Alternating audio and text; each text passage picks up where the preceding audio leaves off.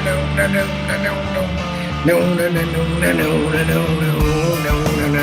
doesn't know what's going on. Stevo doesn't know what's going on.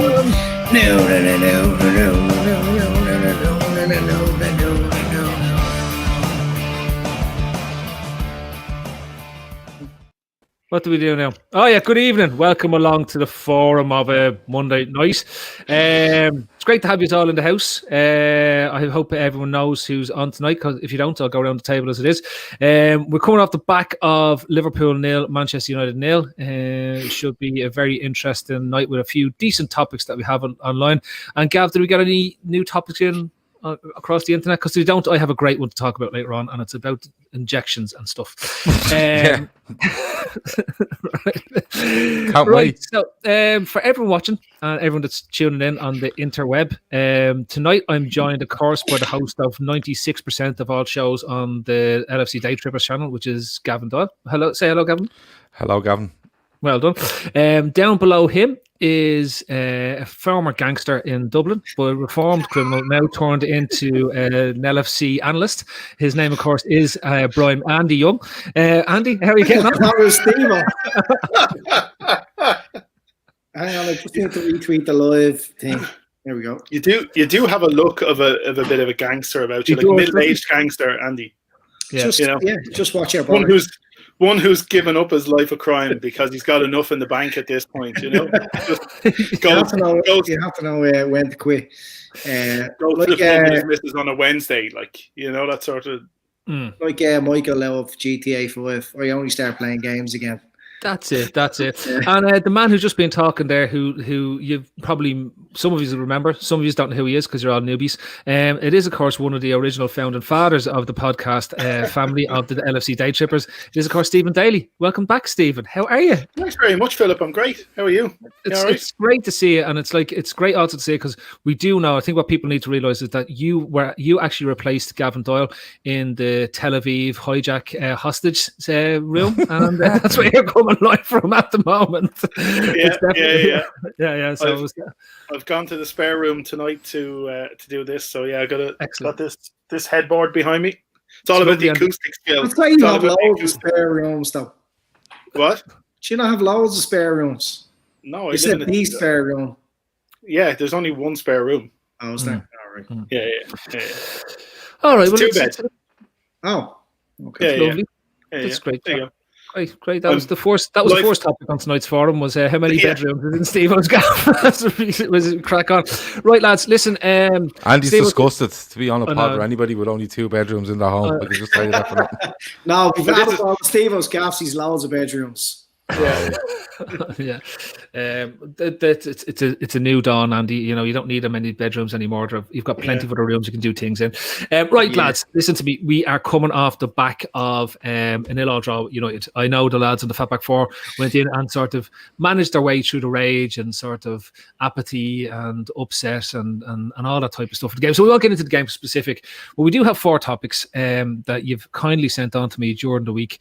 And all I want to do is get into those topics, go through, because it is a good way to sort of take a step back from the small micro, which is, can THIAGO pass a ball for 5 yards, or has Firmino got 2 left feet, and move back to what's really going on and how do we sort of look at this season and how do we look at things as it is.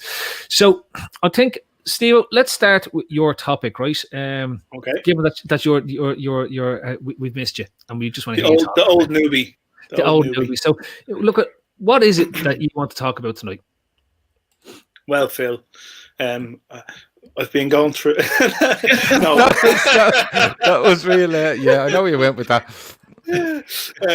No, I suppose my topic was around the constant barrage of comments from everywhere, from fans, from analysts, from nearly anyone that you come across now about Liverpool's need to sign a centre back in order to have a hope of winning the league.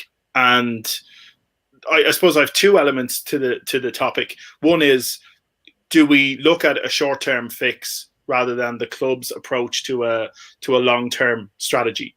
You know, because clearly the club has a long-term strategy. They don't go in for quick fixes. That's not what they're about. They have their targets in mind, and they've always been, over the last few years, it appears, prepared to wait for them. So they've made noise upon noise upon noise saying that they won't sign somebody in January just for the sake of it. And I suppose what I'm asking is, do you lads agree with that? You know, what's your thoughts on the idea of sticking to your long-term strategy for the club over the next 5 years rather than the potential? You know, we may regain, or we may retain, should I say, the title. We may not. But what's your thoughts on it? Sorry, Bob, I haven't been very clear on that, but I think you get the gist of it. I get the gist of it because it was my topic as well. Well then, Andy, let's hear your Yeah, well, my thoughts on it is the following. So, like, normally Liverpool don't sign players in January. It's just not the done thing. Klopp hasn't really been a big fan of it, and every January, despite that, we still get people having meltdowns. This year, it's all about a centre back. Last year, it's about midfielders. The year before that, about a striker, and this January is a little bit different. Like, look, I've always sort of said, what does Klopp do with the short-term solution once the long-term guys are back? Once people are back, that he has a future. So he has, like, in his plans long-term. So Matip and Gomez. I'm kind of the opinion now, Matip and Gomez kind of need to go. If not this summer, the next summer. It's been too long now where these players are coming in and out of the team. They're not reliable. If you're building a team for the future, you have to have at least 2 or 3 reliable centre-backs. Unfortunately, we haven't got that. I don't know whether Gomez will ever return. So, coupled with the fact that it's a bit of a break glass scenario now, we're desperate at the back. We need to get Jordan Henderson back into midfield, and we need to get Firmino back into midfield. It can't continue with these makeshift centre halves, and for what we're losing out in the midfield. So for the first kind of January, since all this shit began, since Klopp kind of doesn't like doing that, I'm saying we need to fucking sign a player. Gav, long term competence or short term panic button? This is all going to go down in flames, and we won't even get into the Europa League at this rate. It might even get relegated. Yeah. We'll get onto that later. But if you read the internet, that's what's happening. Look, they do plan. You know, the talk is 12, 18 months in advance, and they're working on these deals at least 12 months in advance when it comes to certain players. You know, they got stung by Van Dijk. We all know that, but they waited.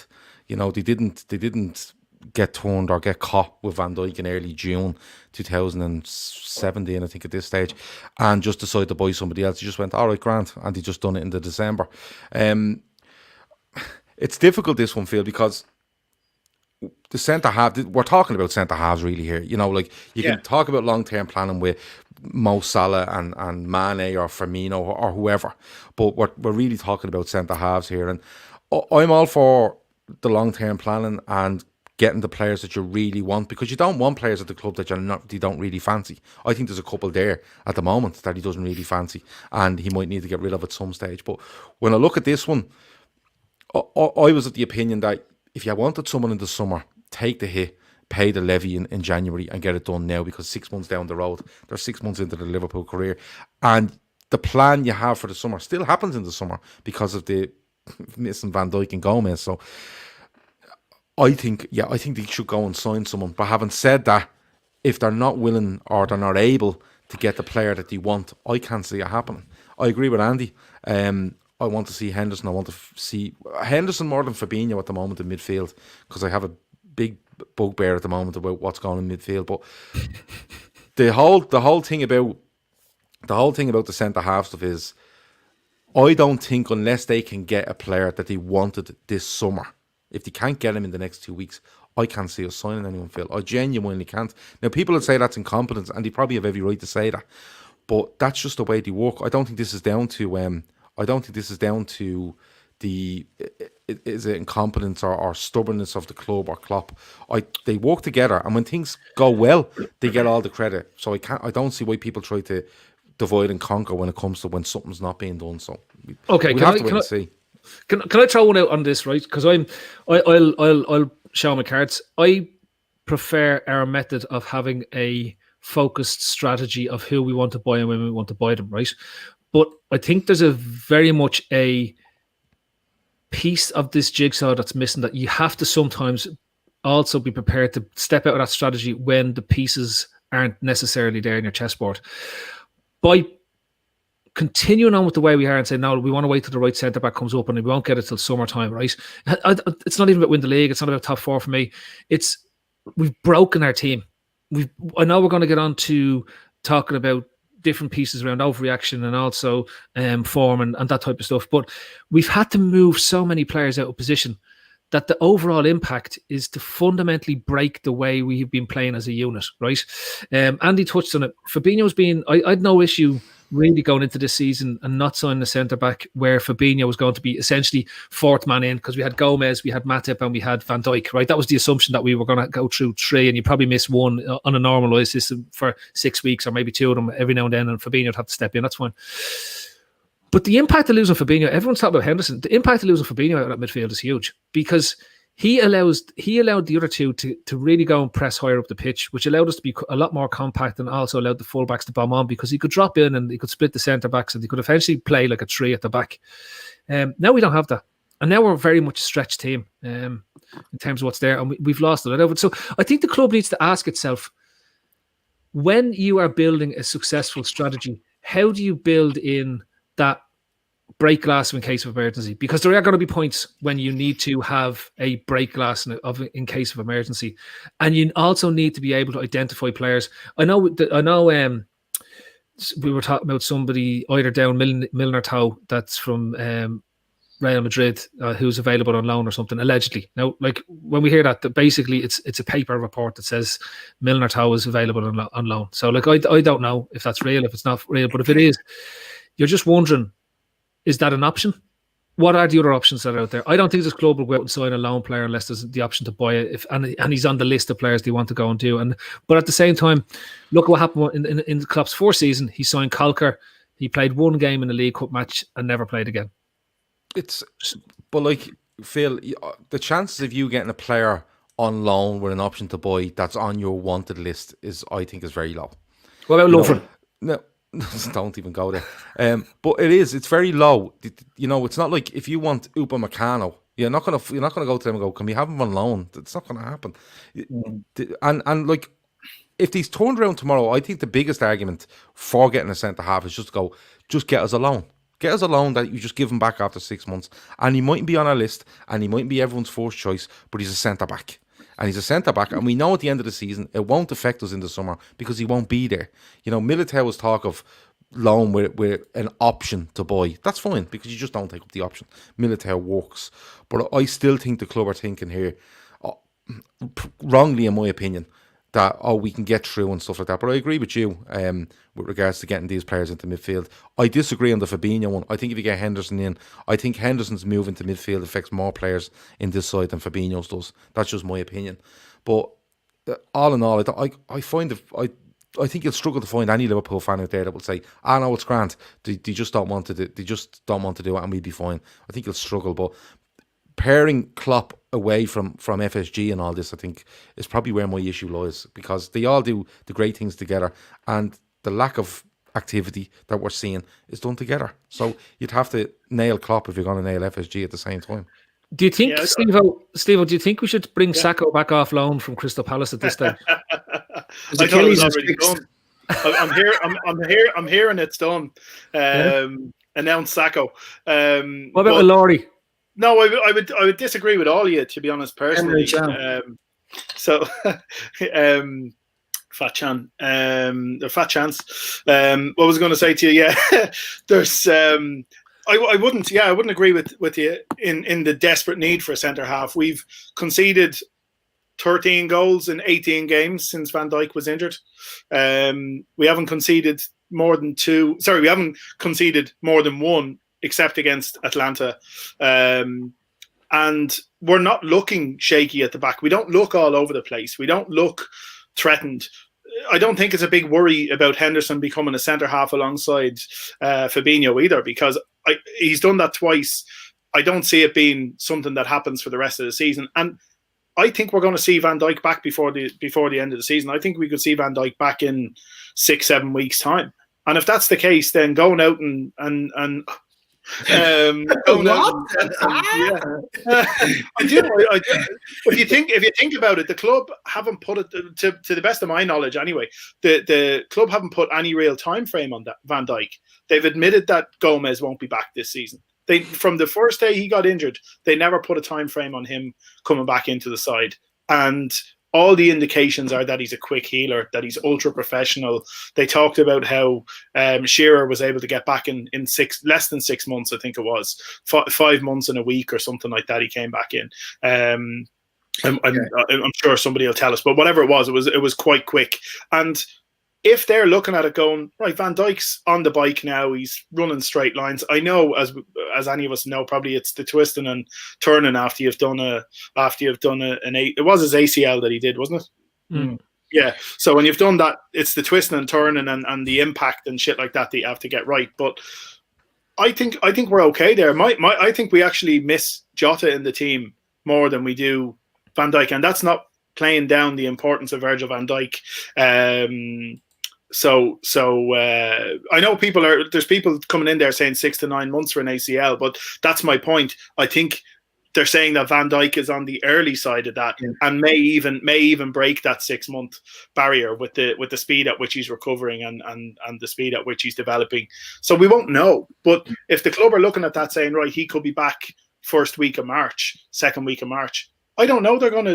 I don't see them going out and spunking an extra 20 million. If this wasn't a year with COVID and massive financial implications for the club, and fans have to take that into account, that we're not a Man City, we're not a Man United even. We don't leverage, our future success and viability on one signing, regardless of, and Klopp is 100% bought into that.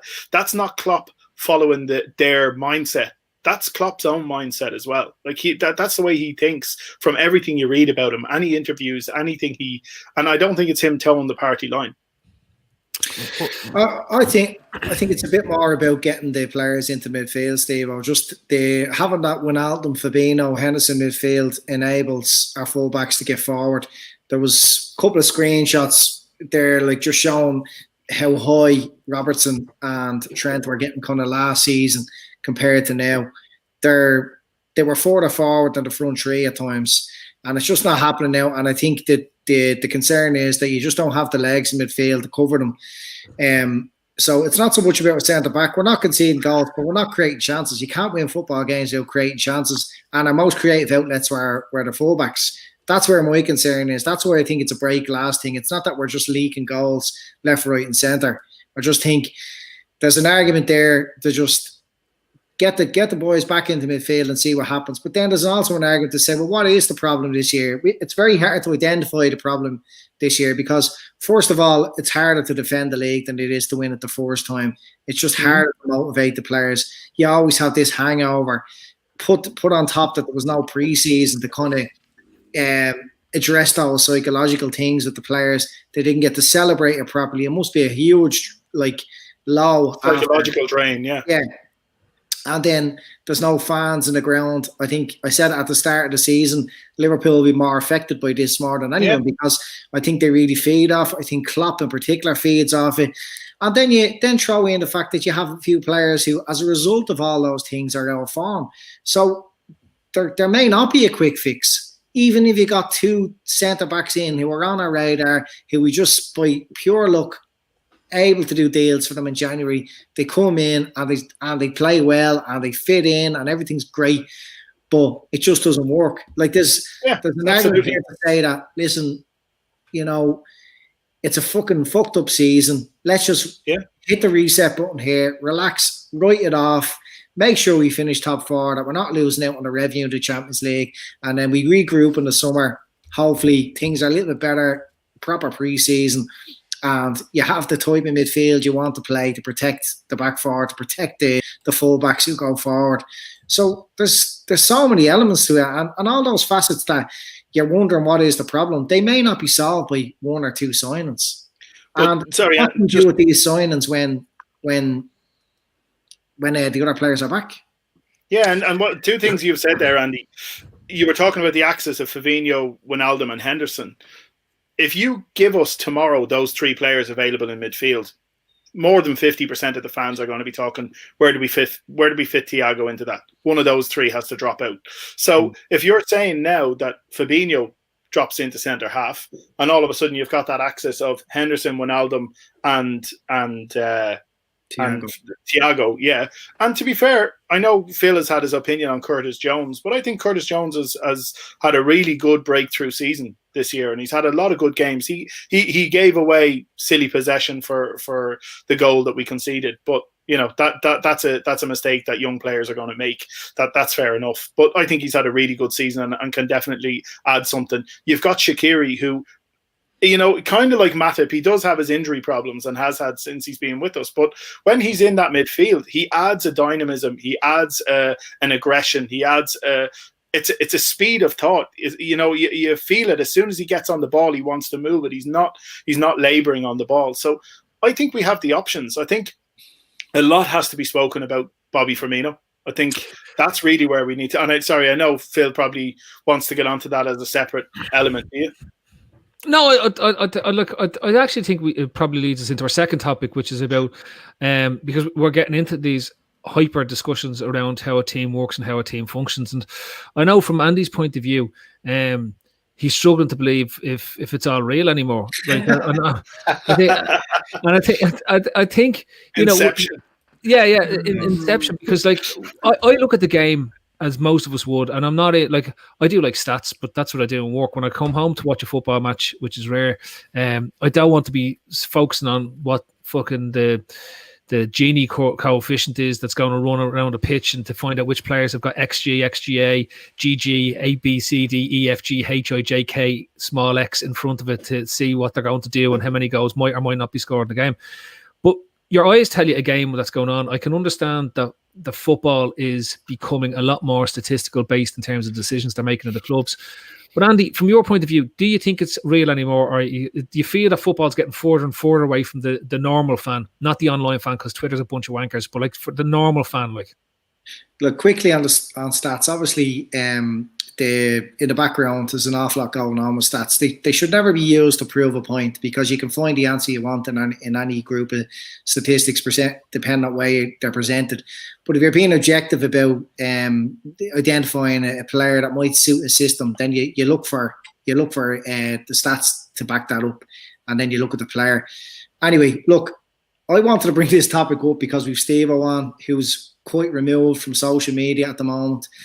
Phil, you're quite removed from football Twitter, let's say, at the moment. I know you go on, you talk a lot of shit about COVID. I like that Twitter. And vaccines and ICU admissions and all of that. But I just think it'd be an interesting experiment to take two people who are very much removed from football commentary, whether that's football Twitter or Sky or BT or Talk Sport or fucking beIN Sports or wherever you get your feed from, and just to see how much of your opinions are actually in touch with reality. Because I find myself question myself often now. I'm wondering, did I come up with that, or did I just hear some shithead on Sky saying it, or some prick on Twitter saying it?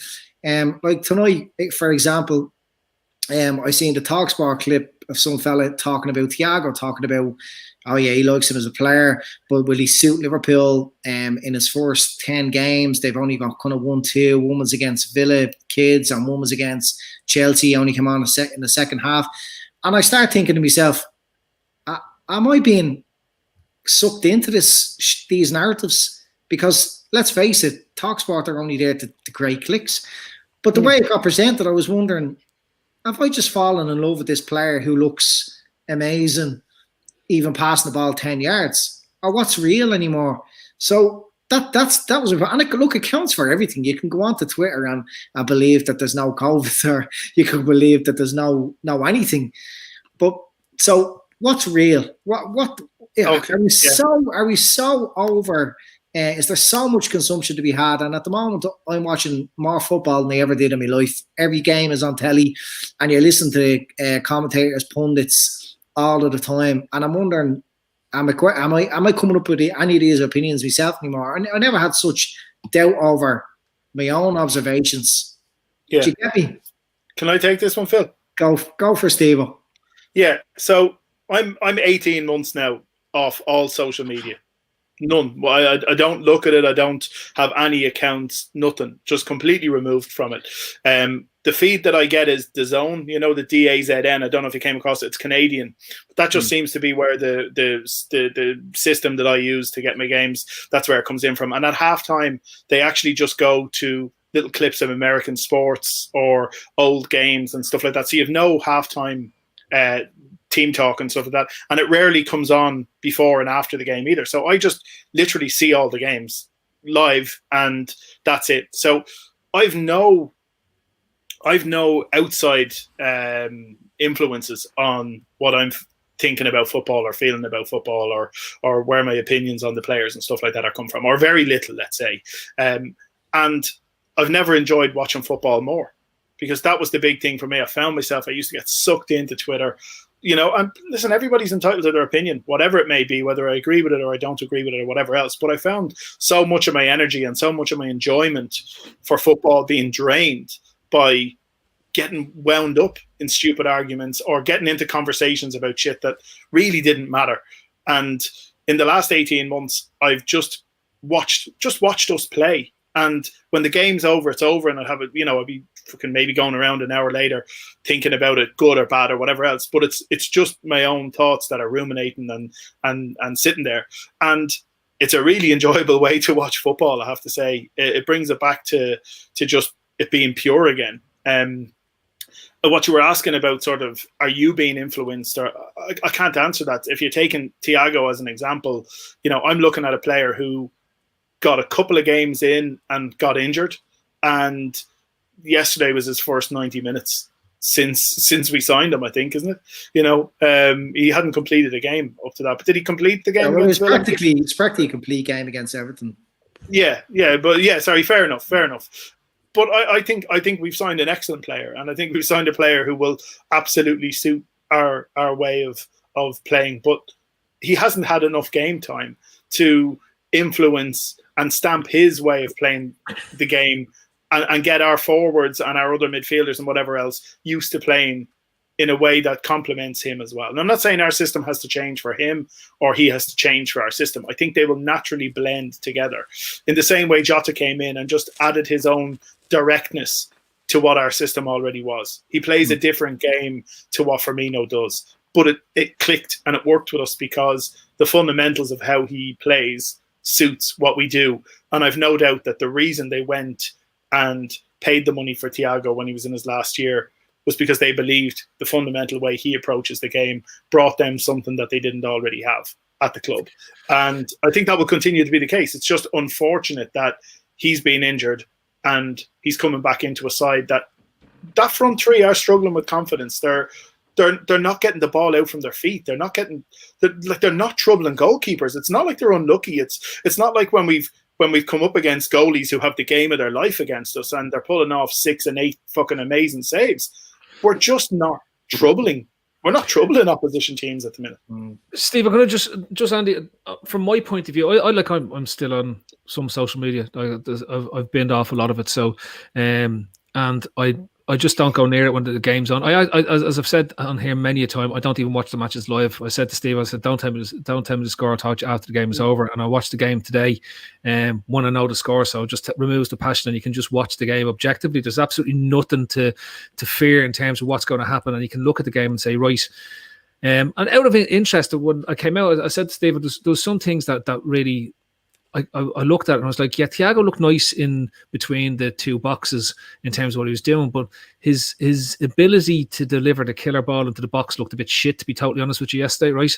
I looked at Trent and he looks like a player who, I don't know, there's something that's in my head. And I just went through a list of players that when I start after the game who look a bit leggy and look like they've lost half a yard of pace. Salah, Mane, Trent were jumped off the page when I looked at, because there was one ball where Salah goes through and Luke Shaw somehow manages to catch up with him and he doesn't burn him. Now normally Salah burns the player in that instance, right? And then I started to go, I googled then Liverpool COVID players, right? And interestingly, Mane, Salah and Trent have all had COVID this season. Now, there's these players look like themselves, but aren't playing like themselves. So people can't underestimate the impact that this virus could potentially be having on players' energy levels when they're on the pitch, and even the reaction times when they're on the pitch. We don't know what this is doing to the other organs in the body in terms of what's there. But when I looked at the game, there's some obvious things jumped out. Trent is trying too hard. Every ball he's trying to whip into the box because that's what he was doing brilliant last season. There's so many times with 20 minutes to go, Salah is sitting inside him, and you're just saying, play the ball. They would have normally played a 1-2 or 1-2-3 around the edge of the box that led to those passes into the box to create more space.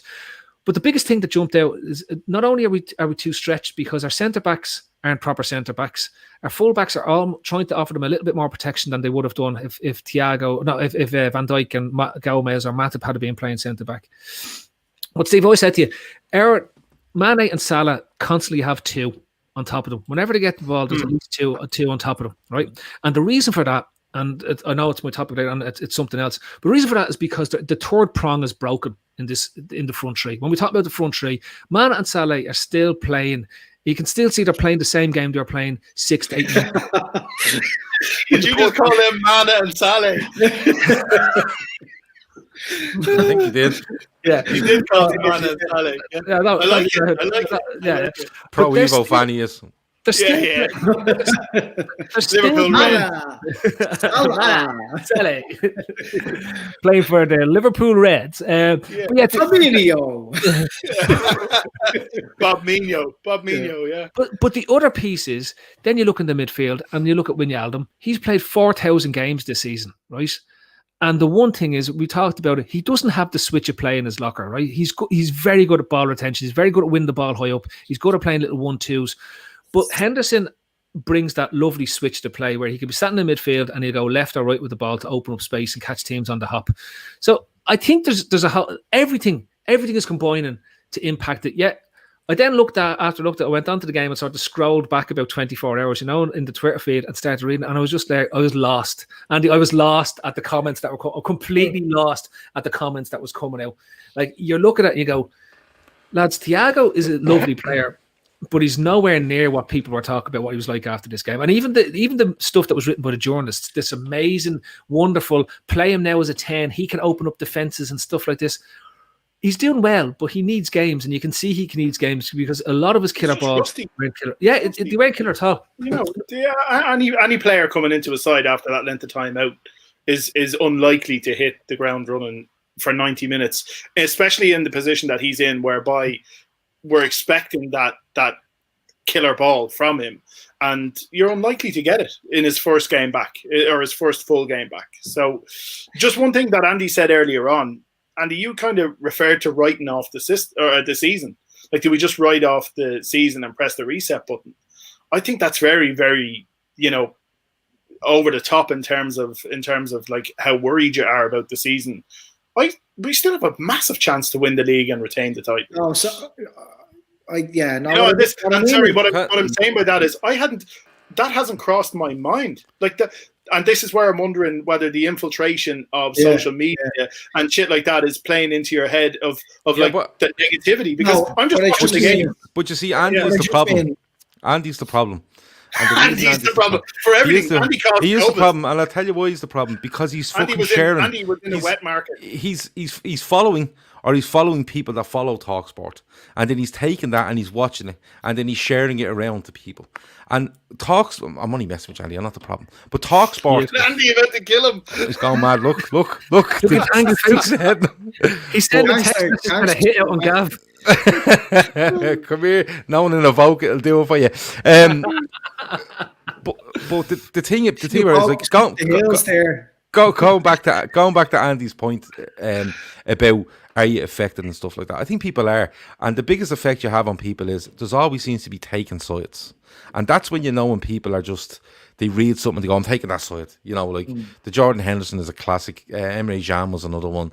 Just the Mamadou Sakho had it when he was at the club, and that's when I think people get influenced. Like, listen, we do shows 6 days a week now, and the one thing I would tell you is sometimes that 7. No, sometimes 7. 9. But the thing is, if you look at the chat that goes on, there's so many different opinions there. And you'll see people going back and forth, and they might agree to disagree, or might, someone might say, yeah, you have a good point, and yeah, maybe thought about it wrong. But that's constructive talking about stuff. What you'll find on social media at times is just people just come out and say something, and the only reason they're saying it is for people to pick a side and then stick with that side, and then all logic goes out the window. So yes, people can be absolutely influenced by what you read on social media, and most of the time it's people not with an opinion. It's people just putting stuff out there for you to not doubt yourself, or not, look into it in a deep sort of way, or like Stevo after a match, you might think big about the match for an hour and then it kind of goes away. It's not for that. It's for someone to come on and react with a like button or a retweet or share button, and you're just sharing it and going, oh yeah, I agree with it, but no context to it. So I know where Andy's coming from with regards to people just getting influenced by it. But the only thing, from my point of view, when I look at things, I read Twitter and I read, articles and stuff. I usually read articles to form some sort of opinion or get some sort of feedback on what I'm thinking. But I think Andy's right. I think social media at times can absolutely be just cutthroat. They either just want your opinion and they want you to be on this side, or they want you to be on that side, and anything in between is not allowed. Yeah, look, it's not really the hot takes that I'm talking about, Gav. When Stevo says about hitting the reset button, what I said about hitting the reset button, what I mean is when you see all these solutions offered up on Twitter, I'm looking at them thinking none of them are going to really sort this. There's just that much going on that you don't just. Now, I do think we should make a sign, right? Yeah, I do I think agree. we should. But What type of sign? I just want to see. I just want to see centre midfield is back in centre midfield. As good as Fabinho's been at centre back, he's been phenomenal. He's been great. That's the quality of the player. But we miss so much of Fabinho winning the ball up high, and Mane or Mana or Salah and Mana getting the isolating their players, going man for man on attack, and that's what Fabinho does. We don't have them like attacks in transition anymore. How many goals do we used to score just by winning the ball up high? And it just doesn't happen anymore. We're just not getting those chances anymore where we can be clinical. And when I say about hitting the reset button, no, I'm not writing the season off, but I'm just saying that we just carry on and say, fuck it, look, the season is an anomaly. Go on, you can do it. Yeah. And we just have to accept certain things, that this is happening now. We've lost Van Dijk. We've had to play centre midfield as a centre back. We've no fans. Players are off form, but it's not the end of the world. This same squad can kind of regroup in the summer and go again with a couple of additions. That it's not necessary just to buy a player now to be the difference between finishing third or fourth. I still think we can go on and win the league, but something needs to happen. It needs to happen fairly quick. I just don't think there's a quick fix here. There's that many things going on. But it's very hard to put your finger on what the problem is. Just before I move on to the next topic, but this winning the league thing, I'd love us to win the league, but I can't see it because since February we've been averaging less than 2 points a game. Less than 2 points a game, not even at that. And like when people turn around and say, "Oh, United have overachieved," and they haven't. United haven't. United have accumulated the most points per game across the course of the calendar year in 2020, and has continued that on into 2021. If you're doing that, you're giving yourself a chance to win the league in the same way as we did in 13-14. Whether they do or not is a completely different story altogether, right? And people mightn't like that because they don't play well. They turned up like a mid-table team yesterday, and we're genuinely happy to take a point out of Anfield when we were there for the taking. I still to this day do not understand why he didn't play Cavani right at the top when he's playing against no centre-backs. Like that's the type of stuff, the game that Cavani is going to relish, because he could just go at them. But like they didn't. And the only danger to really pose for the last 10 minutes when they threw caution to the wind and went at us. And even at that, then looking at them, they didn't really create that much. I know there was a big wank fest on Twitter about the amazing saves Alisson made. One was offside. One was a decent save with his feet. But at the same time, De Gea makes a pretty good save from a THIAGO shot about 2 minutes later as well, in terms of what was there. And there's another shot that Salah gets away, which he's crowded out. He has 3 players around him and somehow still manages to get a shot away, and it gets deflected out for a corner. So like all these things, there was a fairly even, turgid, horrible 0-0 draw. There was nothing enjoyable about that game when you watch it back and you take the emotion out of it, because it's and to be honest with you, people should start watching games that way, because there's no fans in the ground, there's no emotion for the players to feed off of, and that's really what the players are seeing when they're on the pitch. But can I ask, and I wanted to ask Andy this while he was talking there, like, I know what you're saying about the reset button, it's just shit at the minute, and did we just go back to basics, I suppose, something like that. But is it a case, Andy, where, there is effects, it looks like there's effects to players that have had COVID over a longer period of time than just being, having it for 10 days or whatever it is. You also have the injury stuff, and then you just have form. Like, players just lose form. Now, in fairness, our players haven't for the last 2 years or probably a bit more than that. Is it just the case, Andy, that we literally have the perfect storm of everything going wrong in this period, and you may get to the end of it, it might take a Jota coming back to help Salah out if he's been struggling. It could be a signing coming in, but is it just a case that we could get to the end of it and go, that's our bad run, and we had everything lumped at us, not just a bit of bad form for 1 or 2, and we've a bit of COVID situation in 3 weeks' time. It's all at the same time, Andy. That's what I feel like. 100%, Gav, and that's what I mean. Like, there's so many facets to it. Like, look, Firmino was a really good stopgap to sort out our problems at centre back. Jota was a really good bridge. Well, he needed someone to score goals. He's got injured. Kelleher came in, he done quite well. There's all these little things that are just kind of getting us over the hump onto the next thing. But the same fucking problems have existed from the start of the season, and there's just so many problems that I just don't know whether there's going to be a quick fix. Does Klopp change things up a little bit tactically, new formation, new fucking, I don't know. But look, yesterday for me was the most COVID game ever. I mean, it was the game. It was the game that just made me give up. Like, I was so annoyed after. It's not football. If football was like that, it wouldn't be a popular sport. It would have never took off. If this was football 50 fucking years ago, it would never be the popular sport it is today. Because that was just shite. You know what I mean?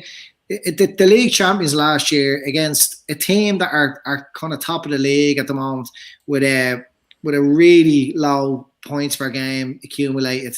Even, as you're saying, Phil, it's the most out of anyone. But United have just been plugging away. They've had bad results this season, and they're still up there around the top. Like, that's what football is right now. There's nothing for the players, and I don't blame the players. There's nothing to feed off. There was no balls. There was no ambition there. There was no one like taking the game with the scruff of the neck. It was just this boring shit product, and it's probably not going to bother me as much not winning the league this year as it would any other year. I really just want to see it back to normal, and see things like they were last season with the fucking crowd, with the place full, the players smiling again, Klopp in good form. What we're seeing now is not something I can no longer relate to. You're kind of waiting for a game like this. I was saying all week, this is the game we need now. This is the game where you might see the players' personalities coming back out in a bit of class. But it was just shy. There's Andy, I think if you go back the last 15 years, most of our games against United are shite. They're normally shit. No. They've loads of fans in the ground, and they've loads of passion, and everybody's up for it and whatever else. But the actual match is shit most of the time. Look, it's not end to end fucking chances, blah blah blah, and slide tackles and all that. But there's something about hearing the fans get excited when there's a chance, and you're up off. I get that, but my point is the match is still shit, and I get, like, I saw Antoinette made a comment there about the fact that football is dead, and it's gone. Football's gone. It's gone for this season, and the fans won't be back in the grounds till the end of the season. But more than likely by August, end of August, there'll be a large chunk of the population that are probably inoculated at that point, and then Or dead, and that'll make getting a ticket for the match easier. You know what I mean? There's wins. You know what I mean? So, yeah, one way or the other. But no, in all seriousness, people will be vaccinated if they want to take it. You'll be back to having people in the grounds. Football will go back to normal next season. So it's one shit year. At least we're getting football. Like, that's the way I'm looking at it, because yet again, I'm not sucked into the fucking vortex of other people's opinions. I'm just happy to have football. I'm just happy to watch it, and I'm watching. People wonder what I'm doing. I'm watching all your comments here. I'm actually producing this. What's Northern across? What's brown and sticky? But no, and like that, you know, I just think I'm happy that there's football this season. I think we still have an excellent chance. And you know what, we're maybe just going back to having seasons where 75, 76, 78 points wins a league. We've just been spoiled with this invincible level of football for the last 3 seasons. That's not sustainable either. Right then, It's actually a good point. Here, Gav, it's your topic. The overreaction to it all. Give it to me. Because this is leading into like all the stuff that's going on the side. I'm reading the comments that are coming in. There's far too many to go on about. The Daewoo rabbits and the Daewoo batteries are very important. We're not even on the Kodak batteries. We are now on the Evergreen. You know, the ones that look a bit like Everready. They're just not. They're just really shit batteries. You don't even get them. But like, Gav, the overreaction to it all, and it's very eminent. Everything here, we need to sign a centre back. We need to sign 20 centre backs. We need to sign 10 forwards. We need to sign 18 midfielders. Keita needs to start because he has the best XGA in the world. Keita needs to be sold. Keita needs to be sent off to the moon. Go on. I do think there's an overreaction to what's going on, and I think it's been amplified a little bit by Liverpool's form. You know, like, don't get me wrong, Liverpool can go out and win a lot of games, and you can kind of get over the top about how brilliant they are at times when, you know, sometimes you can go on a run and they'll win a couple of games and you think they're amazing, and you look back and you go, they weren't great, but they were winning games, you know, and people love that sort of stuff. With this, like Andy said, there's so many pieces to this, you know, that and I think one that's been overlooked massively is the amount of fucking games they're playing. Like it's, and people will say, well, they're paid $100,000 a week. That's not the point. You know, they're being asked to go out in a strange situation around their job they're trying to do now. Anyway, it's not normal what they're doing. They're not going to the normal training. They're not, you know, there's a lot of stuff that you don't see on camera that they have to adhere to in order for these games to happen. But like, they're playing, like Liverpool are playing Sunday, Thursday, Sunday, you know, Wednesday, Saturday. It's just going on and on. Now, people will say, if you want to be successful, that's what happens. But it doesn't usually. You usually get a couple of weeks between September and, say, December where it's European football, and that's fine. And then you come back in late February and it goes on for another till the end of the season. You're getting a break somewhere. There's no break. And I'm not talking about Liverpool.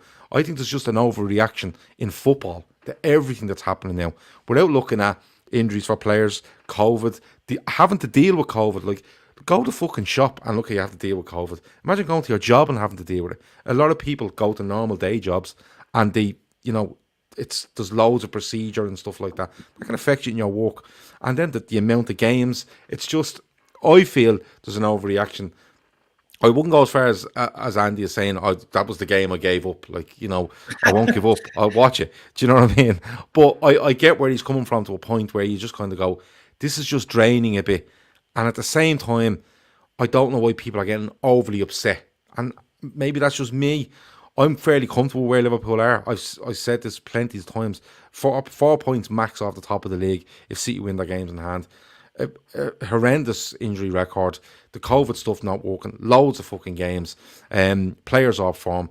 I'm comfortable where Liverpool are. I think people just need to just relax. I can't even say go on the cans because I'm off them myself, but just relax. It'll be fine. You look great for it, Gav. Thanks. I'm off them a day. Yeah, I can well, tell not already. Even a day. I'm off them about 22 hours off them. Is this I tried calling me January thing? What? What? Is it like a dry last week in January thing? No, it's just Try Monday. It's just to stop acting the bollocks, Gav, sort of thing. So, but like, I just think there's an overreaction, and I think when I look at where Liverpool are as opposed to other sides, I kind of go, we've had the roughest deal, and that's not making an excuse, but we have had the roughest deal, and we're still sitting in amongst them. I think if people chill out, I think it'll be absolutely fine. Now, come the end of the season, we could end up finishing 6th and we'll all fucking go rasher. But at the moment, I don't think there's a need for overreaction. I think there's more important things going on. Do you think, though? Do you think? And I'll open this to Gavin and to Andy and Stevo, right? Do you think some of this overreaction is founded in the fact that people are bored off their bollocks and they have nothing else to do than to spend their time rifling through Twitter and Facebook and stuff like that? And like Trump isn't on there anymore, so that's one bit of fun gone, right? So all you got left now is who are we going to sign and who's at fault for being really shit, when in reality we've been amazingly brilliant for 2 years, brilliant in the third year before, and the lads are absolutely bollocks from running senseless for 3 years, senseless at this stage. Do you think some of this is just because people are so bored, they've got nothing to do, they're not even allowed to go outside, they can't even, like, if you used to have a toilet that would be in an outhouse, you wouldn't be able to have a poo for months now at this stage because you would have been locked down. So, like, do you think that's driving it, Andy? Stevo? Yeah. Andy Stevo. Andy Stevo. Steve Andy? Just saying all the names now, he is. Yeah. Sorry, go ahead, Andy. Come on. Yeah, it is. 100% is. Cool, I can't even add to that. It is. It just is. Stable. What would you do? I'm picking up on two things Gav said there. So you were talking about the massive amount of games they've had and the lack of break and stuff like that. I don't necessarily agree with that. I think when I've looked at it, there's been small little pockets where the turnaround time has been stupid, but over the course of the season, it's been quite normal, really. And we've had a week break before the Man United game. We had a week break before the West Brom game, I think it was as well, like a full week. So saying, and we looked leggy as fuck in that West Brom game, and we looked leggy yesterday after 60 minutes. So yeah, but this is the thing, Steve. When we have a week break, right, people overreact and go, "Oh, we need rhythm," and then when we play every 3 days, people go, "Oh, we're not getting a break." Do you know what I'm saying? This is what I'm saying. No matter what happens, is an overreaction. I'm not going on what anybody says. I'm just going on what I see in the match, and I see a team that comes back after a week off and doesn't look like they've played the night before. You know what I mean? That's how they look when seeing them on the pitch. And I suppose the other thing I'd say to you is, you were talking about COVID. Steve Bruce has come out and said how hard that's hit Alan St. Maxim and Lascelles as well, I think it was. The two of them have like really struggled with it. Like they've been weeks and 7 to 10 weeks out with it. And he just said he can't get over the damage it's done to them and how weak they've been and how much they've struggled to come back. So as Phil pointed out earlier on, that could have an impact on all the players right throughout the league. We're not taking into account that this is a respiratory problem and these are elite athletes that we're expecting to perform at their peak. But similarly, our whole ethos for our team and Jurgen Klopp and the backrooms, that everything's being built around camaraderie, tight bond, having this really, really sort of familial type approach to it. They have to get into their cars. They're not allowed to shower at training. They're not allowed to eat together. They're not allowed to do anything the way they would have drawn. So if you can imagine at times when we've had little wobbles before, Klopp would probably be pulling them together, doing something to bring them all back and knit them again tightly. But at the moment, they're just having to do their shit, go home. It's very rudimentary. It's very meticulous and sort of, what would you call it? Like military-esque. I'm trying to find the word, I can't. But it's very regimented in that they have to just basically come in, do their training, go home, arrive for a match, go home. The fun has gone out of it for them, I'd say. I'd say they've, as the players, they have a pain in their bollocks with it at this point. So you think because the lads can't share it together and Klopp isn't pulling them all together, that they're not having any fun anymore? We just used to get oranges. I always used to enjoy showering with you lads in the studio. So, why do you think I don't do pods anymore? Remember the steamy cameras? Stevo pulling us all together on a Monday. It was amazing. With the day wheel batteries. That's the first I heard they don't have a shower. Yeah, no, they don't. They're not. It was someone in The Athletic. The only thing I read is The Athletic now in terms of like, and it's because you can, you're confident of the quality of the journalist that's writing in it for the most part. And it was an interview with, I can't remember what player it was, but he was talking about like there's no canteen anymore. Their lunch is pre-packed for them, so it's like they have it set aside. They just pick up whatever they're eating. They're not sitting in the canteen. So you even get scones and cling film. No. To stop the scones, they were breeding COVID in them. Andy, there's your next job now. Ringing Liverpool, going, "What's the story? Have you got scones and cling film?" Scones and cling film is one of the worst things ever, isn't it? Do you ever notice that? Wrapped up in a garage. I don't eat scones. If you ever get a scone out of cling film, you'd know, like, they're fucking, it's like the worst thing you could possibly do to a scone. It's like reversing the whole process of cooking it in an oven and having it really crispy. The cling film. So it's a reverse scone, is it? Yeah, it just accelerates. It just accelerates it getting stale. So if you go into a shop and you're starving, the only thing there is a scone and cling film. Would you go up and ask for, give us one of those reverse scones? Oh, like, it feels like you're on the B&I ferry in 1987. On a booze cruise. Scone and cling. Absolute scumbags. It's one of the worst things. I get upend the place. Now stop saying scumbags with you, because you called the full race of people scumbags a couple of weeks ago. It wasn't racist. It was a profession. I'd say you called all bin men scumbags and accused them of robbing cattle. I'd say they bring their fucking scones wrapped up in cling film into work every day. Steve was laughing there as if, what the fuck? No, that's serious. Me and Andy were having a chat. On the back of the truck eating cling film scones. me and Andy were having it. Straight through the cling film. To be fair, Gav, I was going to open about how the Irish Catholic Church has added female kidnapping and murdering babies to paedophilia to their list and things that they've done over the last 100 years. Oh yeah, but now you've just said it anyway. Yeah. That's because that's what they've done. So okay. It's thanks for that. I know, yeah. More editing until 3 a.m. for me. 56 minutes and 20 seconds. So come here to me.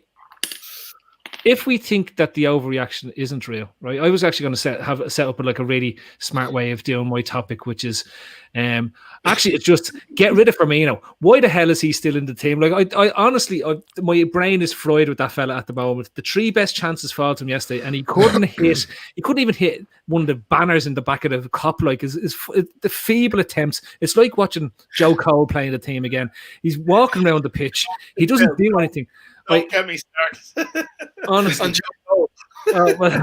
Joe Colimino. It's just appalling. You're watching the fella, and the thing is, I loved Firmino, but for the last 18 months, he's been pants, and he's now scored 4 goals in 47 games. Like, honestly, Ricky Lambert had a better record at this stage, and that's saying something. And Stevo scored more goals than Ricky Lambert in Anfield. And it's appalling. I just can't stand it. Can't deal with it. But I'm going to do something smart about how long does it mean having a good song keeps you in the team instead of play. But no, it's not. I just want to give out about Firmino. So that's the end of that. Does anyone want to say anything defensive Firmino? Did you read out that super chat, Gav? I was going to read out super chat, but then Phil started going on about the Catholic Church. And I didn't feel it was the right moment then to read it. I'll get it back up on the screen now and we'll read it out. There we go. Boom. Back. There you go. Brian Murphy says the overreaction is partly due to the potential consequences of not fixing the obvious issues, i.e. centre back, I presume. It's not impossible. We failed to make top 4 this season. I don't know. Listen, maybe it's not an overreaction. Maybe it's just a lot of people saying the same thing. It seems like an overreaction. Yeah, but I just find that like it's bad form we're in. I don't know. We're in bad form. There's no doubt about that. But I've seen people going, write it off. Be done with the season. I'm sick of this. I'm not watching this anymore. And I'm kind of going, what? Like, that's the sort of overreaction I'm talking about. That's you know what I mean? Like, that's nothing to do with reality. That's just on them and how they react to feeling uncomfortable about the situation. Yeah. They have to allow themselves to be vulnerable, you know? Yeah, absolutely. I just find. How do you think these people react to everyday real problems? Like scones in cling film. Well, look at you. You've reacted like a madman to a scone in cling film. That's just something that's been on my mind a bit lately. But do you know what works in cling film? Now, hang on, right? Relax there. But you know what works in cling film? Do you remember the old milk cakes you used to get in school? No. The little buns you used to have at the top of the class. I went to school about 10 years after you, so... I'd say 20 years after me, Stevo. But they're little... Andy, you were in school at the same time as me. They used to have little milk cakes. The milk used to come in and the cakes came in. They were like... Yeah, but they were gorgeous. If you stuck them in cling film, they never went off. Yeah, look, I'm not slating cling film. I'm saying there's a time and a place. Yeah, I'm sure cling film are delighted to hear that. Next week, form sponsored by cling film. Next week, an outburst on tinfoil. If you want to look, cling film. Look, relax. Top man. If you want to cover a bowl up and put it in the fridge, right? Yeah. Top man. Putting a bit of lasagna in the microwave, cling film it. Happy days. A soft bone, keep it nice and soft. But don't be putting crispy things in cling films like crispy baguette rolls or scones. No, sorry. Cling film has its place. It has its place. It really does. Cling film needs to stay in its lane. Is that what you're telling me? Hang on, can you use the best use of cling film we ever No, yeah. I wouldn't put cling film in the microwave. There's certain cling films that you can use in the oven. Notions ones. This is what we're really getting to. How Notions is the cling film. Isn't that where we're at? Yeah, if you get a good cling film, you can actually wrap a chicken breast up, like, wrap up with bacon and stuff, and wrap it in cling film and into the oven. And obviously your bacon or your whatever you're wrapping your chicken in won't fall apart. Cling film actually works if it's good quality cling film. This is amazing. Yeah. So you can wrap your chicken in plastic and cook it in the oven, and the plastic doesn't melt. You can leach all the chemicals into your food so you can get cancer. It's brilliant. But would you not just stick it in the oven as it is, because like it's going to take you a week to source this cling film? Because Andy's talking about cutting a chicken breast in half and putting like mozzarella and pesto into it, and then putting it back together and then wrapping it in bacon and giving it the old cling film, aren't you, Andy? Yeah, exactly. I mean, if you were to just put that into the oven, it would just fall apart. You'd have a chicken breast in a pool of he's answering these questions like he's on the 6-1 News, outside RTE. Yes, Derek, absolutely. Andy, if you wrapped Firmino in a good quality cling film, do you reckon he could score a goal again? Well, actually, that is a good suggestion. I was about to tell you the best use of cling film we ever did years ago. We found a big, huge roll of cling film down the factories. And that was pallet wrap. Yeah, cling film wrap. And we wrapped one of the lads up in it like a mummy, and we put him into the priest's porch. Into the priest's bed. And closed his porch door, rang the bell, and done a legger like. And the priest had to cut him out with a cling film. So maybe we could wrap Bobby Firmino and leave with the priest. He's very holy. Maybe the priest would bless him. Yeah, I don't know. I did not realize how holy so many of our players are. Yeah, every day reading the Bible, kind of holiness. Do you think though Firmino's form has dropped off since he was baptized by Alisson?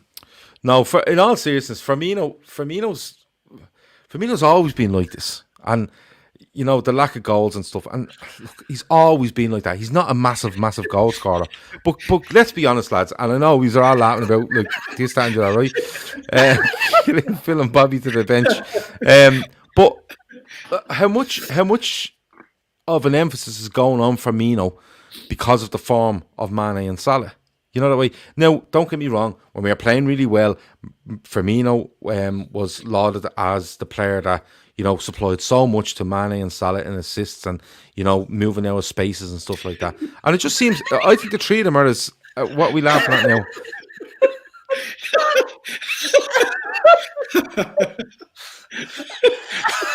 Okay. Okay.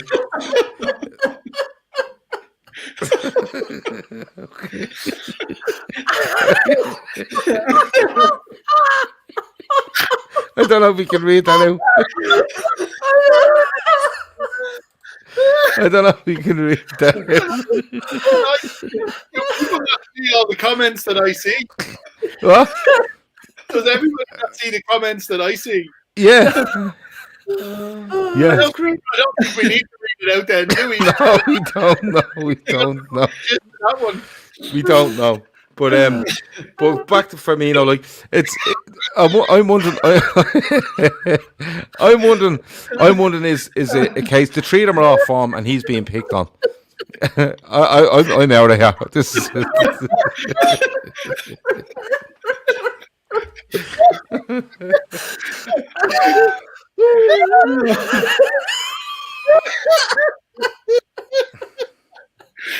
Oh my god.